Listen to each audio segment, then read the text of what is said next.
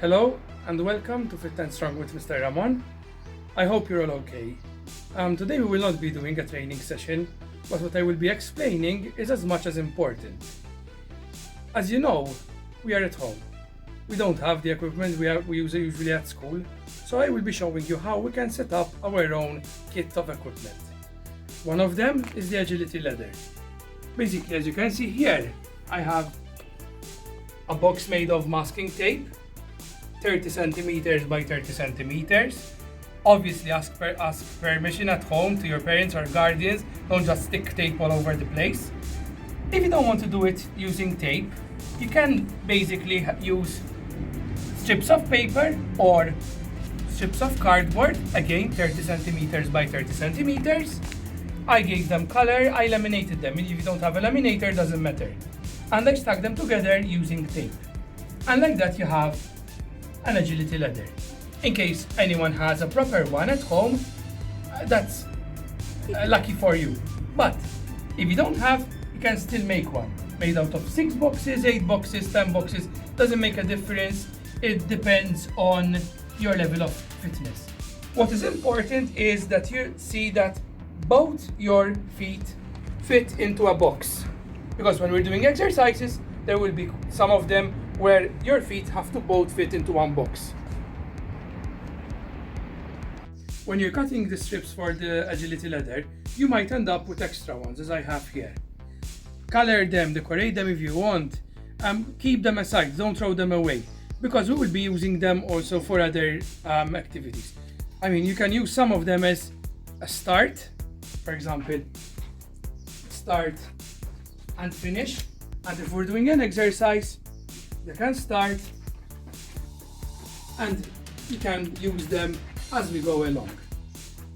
Since we are not at school and we don't have all the equipment we use during PE, we have to make our own equipment using stuff we have at home, coming even from groceries or things we consume at home. For example, if we have to make floor markers, basically normal paper, rough paper, plate, you trace on one side,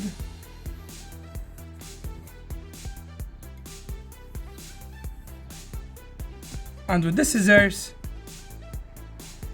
you cut the circle. Younger boys or younger children, you can ask your parents to give you a helping hand with the cutting because it might be dangerous. Once you cut this part, in my case, I didn't waste the other part. I cut these arches,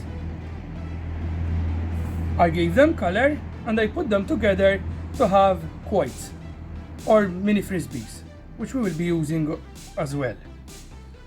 Other things to keep are pieces of cardboard coming from your cereal boxes, milk cartons, which we will use as obstacles or hurdles later on, plastic caps, which we can use as markers. You will see in other videos why we will need them, a homemade racket, plastic plate, piece of wood I used to mix the paint, and some masking tape. And so basically you have a tennis racket. Or else you can use a ruler. Yogurt cups or any other cups for cup stacking exercises. Toilet paper rolls or kitchen rolls. Balls of any sizes you can have. I have table tennis ball, fancy football. Any size will count. If you don't have any ball at home, a towel and an old t-shirt will also do.